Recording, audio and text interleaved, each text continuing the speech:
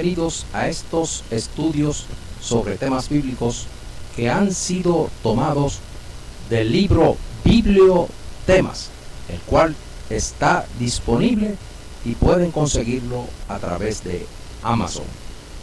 Estos estudios bíblicos, a su vez, han sido tomados de la página web de estudios bíblicos www.bibliotemas.org, y esperamos que sean de grande bendición para todos. Sin más preámbulos, comenzamos con el estudio de hoy. Hola, el estudio de hoy trata sobre el tercer templo. Esperamos que sea de vuestro agrado. Y damos comienzo tratando sobre el subtema el primer templo y su devastación. Cuando el primer templo de los israelitas, conocido también luego como el templo de Salomón, no había sido construido, sino que se acercaban a Dios por medio del tabernáculo de reunión, también se acostumbraba a llamársele templo a dicho tabernáculo. Eso está en Primera de Samuel, capítulo 1, verso 9, y el capítulo 3 y verso 3. Antes que el primer templo fuera construido, el rey David reunió un gran cúmulo de riqueza para su edificación, siendo su hijo Salomón quien usando y sumando a dicho cúmulo de riqueza dejada por David, procedió a edificar el primer templo por mandato y elección de Dios. Eso está en Primera de Crónicas, capítulo 29 y verso 1, que dice así: Después dijo el rey David a toda la asamblea: solamente a Salomón mi hijo ha elegido Dios. Él es joven y tierno de edad, y la obra grande, porque la casa no es para hombre, sino para Jehová Dios. Según 2 de Samuel, capítulo 24, versículo 18 al 25, el rey David compró la era de Araúna, el Jebuseo, y construyó allí un altar. En este lugar consagrado fue donde su hijo Salomón edificó el templo en el año 957 a.C. El sitio preciso se ha identificado con la extensa explanada que está al nordeste de Jerusalén y que se conoce como Aram Esh Sharif, o noble santuario, y donde hoy se alza la mezquita de Omar, o cúpula de la roca, uno de los más importantes centros de veneración musulmana.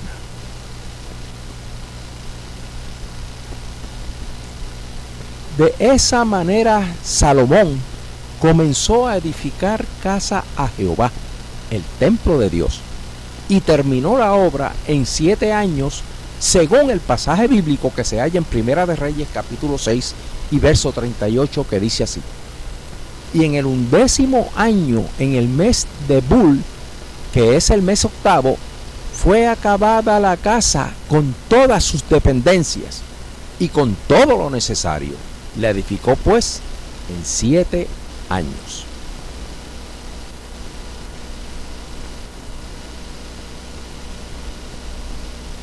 Pero llegó el momento en que de manera simultánea se adoraba legítimamente al Dios de Israel en otros templos, como en el templo de Arad en Israel.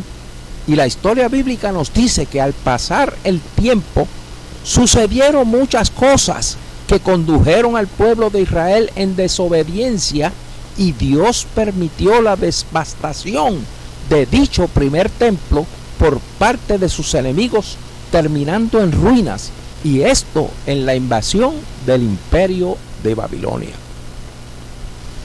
En el año 621 a.C., el rey Josías instituyó sus reformas religiosas, y como parte de este movimiento unificó el culto en el templo de Salomón, y a partir de entonces se prohibió adorar a Dios en otro lugar que no fuese Jerusalén.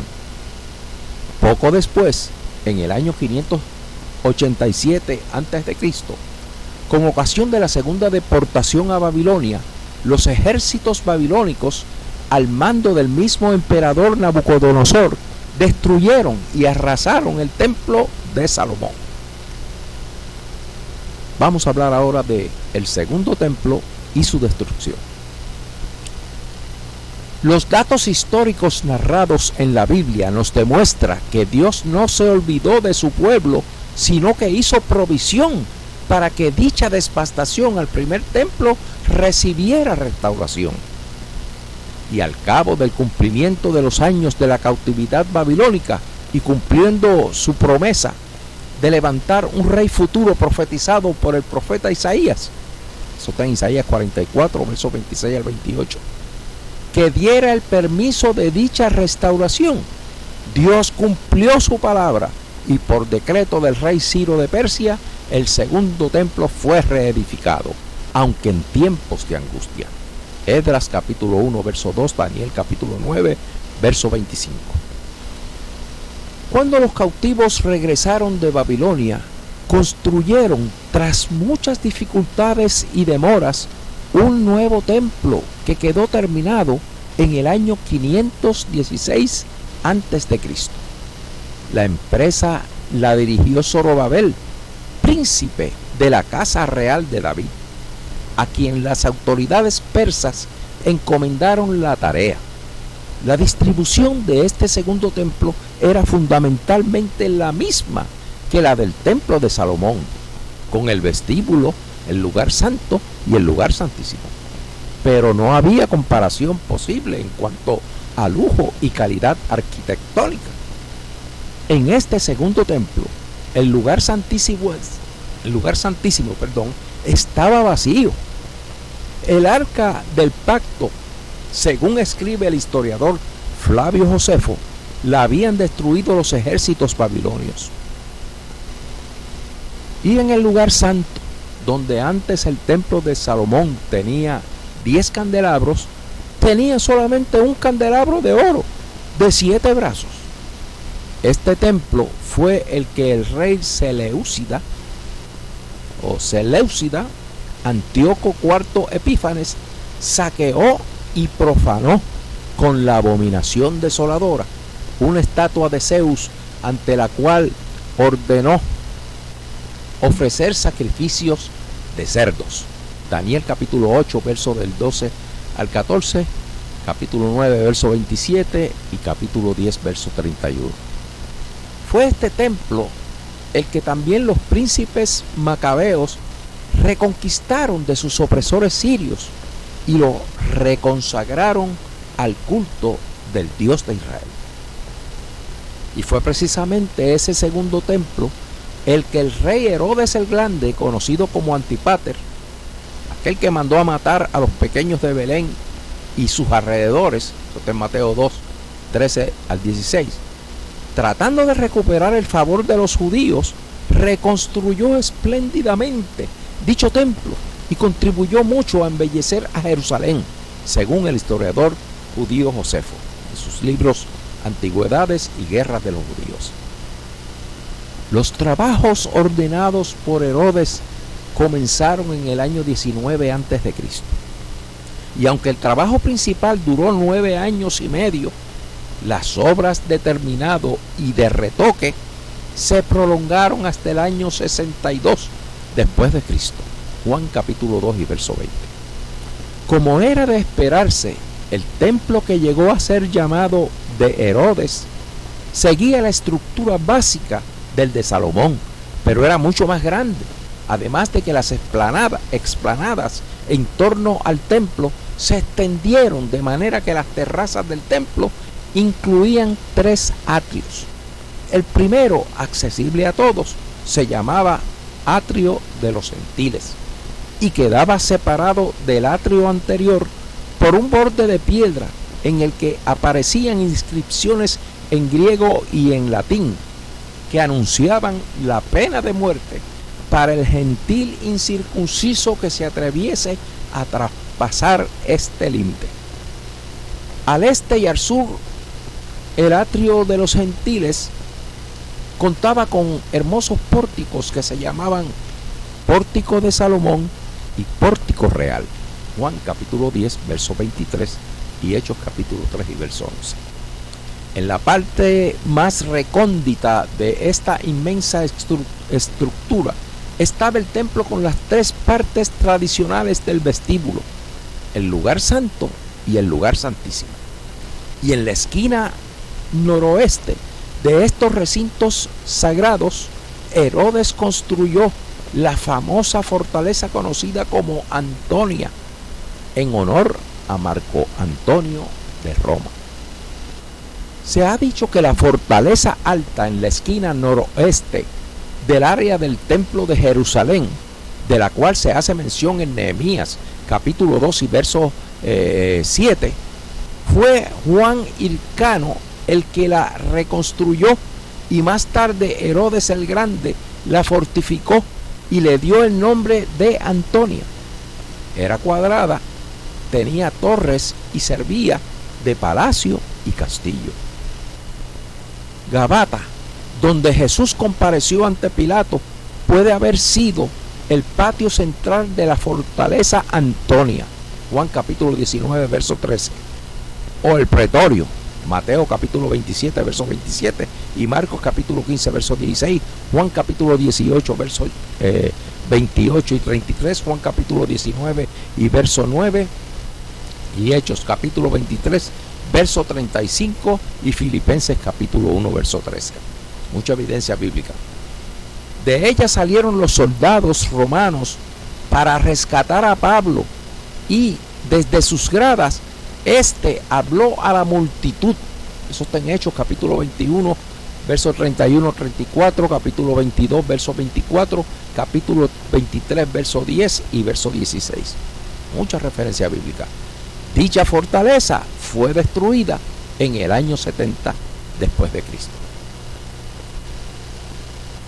Tal era la belleza de ese segundo templo, que los mismos discípulos, al salir Jesús del templo juntamente con ellos, se detuvieron para mostrarle a Jesús los edificios del templo y las hermosas piedras que lo adornaban. A lo que Jesús les respondió: ¿ves estos grandes edificios? No quedará piedra sobre piedra que no sea derribada. Mateo capítulo 24 verso 1 y verso 2, Marcos capítulo 13 verso 1 y verso 2. Hablemos ahora del año 70 después de Cristo, el tiempo de su destrucción, de la destrucción del templo. Pero llegó el tiempo del cumplimiento de la palabra profética de Jesús, pues aproximadamente 40 años después, según Lucas 21:32, y ante la resistencia al sometimiento de parte de los judíos al dominio romano, los ejércitos de Roma, comandados por Tito Vespasiano, rodearon y atacaron la ciudad de Jerusalén y derribaron el templo, no dejando del templo piedra sobre piedra sin destrucción. Hablemos ahora de la invasión y destrucción fue predicha por Jesús. Según la conversación de Jesús con los apóstoles, relatada en la Biblia según el Evangelio de Lucas, leemos lo siguiente. Eso está en el capítulo 21 y verso 6 en adelante. Verso 6. En cuanto a estas cosas que veis, días vendrán en que no quedará piedra sobre piedra que no sea destruido. Verso 7. Y le preguntaron diciendo: Maestro, ¿cuándo será esto? ¿Y qué señal habrá cuando estas cosas estén para suceder? Verso 20. Pero cuando viereis a Jerusalén rodeada de ejércitos, sabed entonces que su destrucción ha llegado. Verso 22. Porque estos son días de retribución, para que se cumplan todas las cosas que están escritas. Verso 24. Y caerán a filo de espada y serán llevados cautivos a todas las naciones, y Jerusalén será hollada por los gentiles hasta que los tiempos de los gentiles se cumplan. Verso 32. De cierto os digo que no pasará esta generación hasta que todo esto acontezca. Y verso 33. El cielo y la tierra pasarán, pero mis palabras no pasarán, dijo el Señor Jesucristo. La destrucción total de Jerusalén y del segundo templo fue catastrófica para el pueblo judío. De acuerdo al historiador judío de la época, Flavio Josefo, cientos de miles de judíos perecieron en el asedio a Jerusalén y en distintas partes del país, y muchos miles fueron vendidos como esclavos. Vamos a hablar ahora sobre el tercer templo. Se hace alusión a la construcción de un tercer templo en Jerusalén, tanto en tiempos o años pasados, así como en el tiempo presente. Y se dice que al presente solo tomaría alrededor de unos 5 a 6 meses la construcción del mismo. Según noticias e información obtenida de diferentes medios, los judíos están trabajando en el desarrollo de dicho proyecto de construcción. Desde la destrucción del segundo templo en Jerusalén hasta recientes pasados años, no se veía la posibilidad alguna de que los judíos pudieran tener la esperanza de volver a tener el privilegio de un tercer templo, pues ni siquiera tenían patria ni privilegio de ser una nación. Pero la palabra de Dios es como fuego y como martillo que quebranta la piedra. Jeremías capítulo 23 y verso 29. Y su promesa de traerlos nuevamente a su tierra estaba por tener su cumplimiento, dado para los postreros tiempos. Y para ser breve en datos históricos, en el año 1917 Inglaterra anunció que lo que se conoce como la Declaración de Balfour, que permitía a los judíos de la diáspora el retorno a su tierra, Israel. Ya para el año 1948 se hizo la proclamación de Israel como una nación independiente. En junio de 1967 combatieron contra los ejércitos de Jordania, Egipto y Siria juntos, y en solo 6 días de guerra lograron reconquistar la ciudad de Jerusalén. Esto es profecía bíblica, pues Jesús mismo dijo que Jerusalén es la ciudad del gran rey.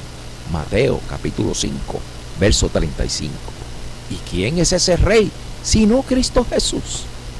Él prometió retornar a Jerusalén cuando Israel esté en un clamor profético diciendo: bendito el que viene en el nombre del Señor.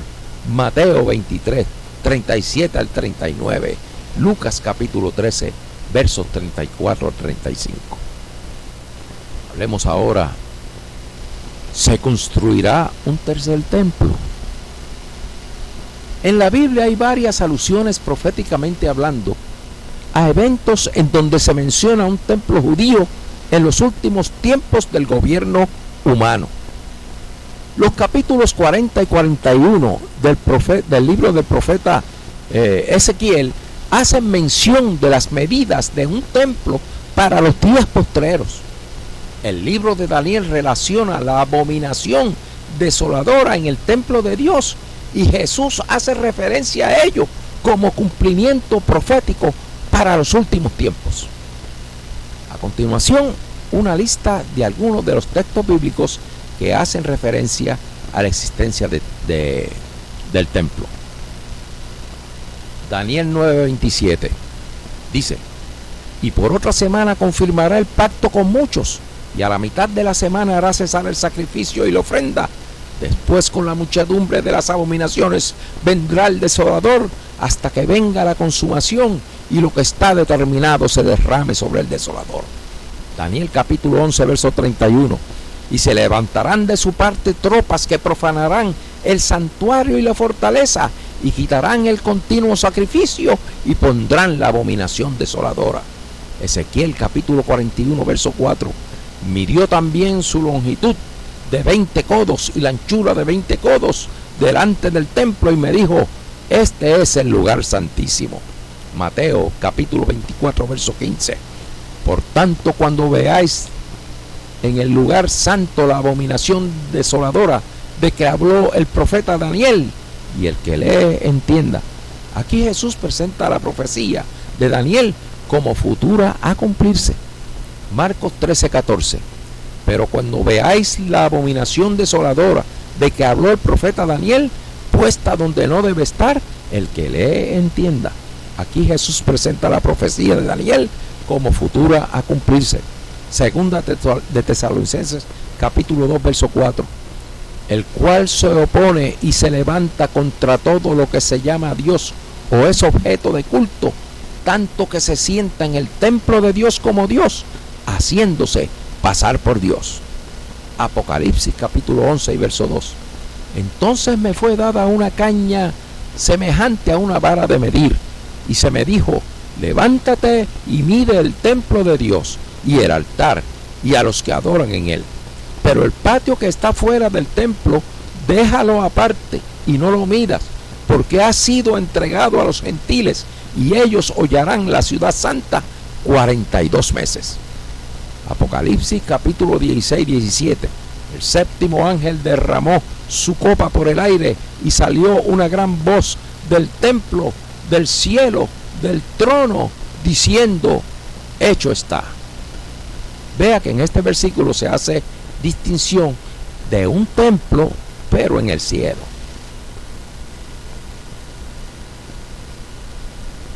Hay profecías de doble cumplimiento, ya que algunas son un prototipo de acontecimientos finales.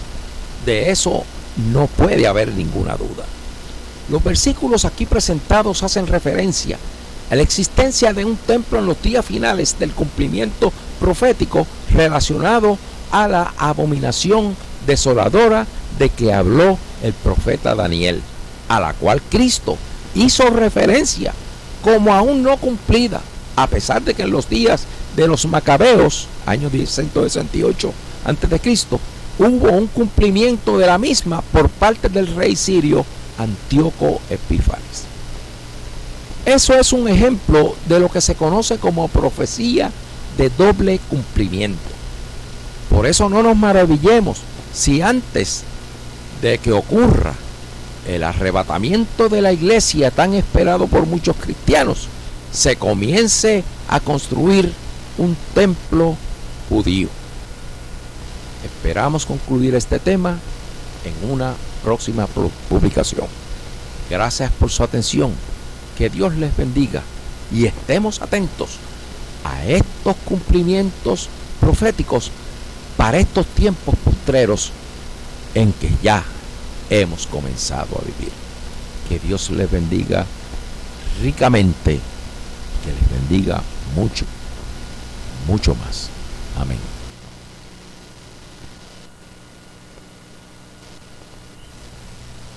Y damos por terminado el estudio de hoy.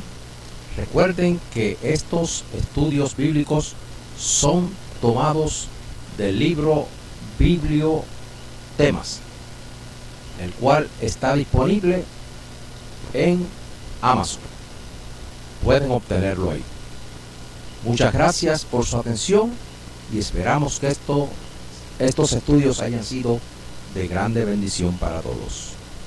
Que Dios les bendiga mucho, mucho más.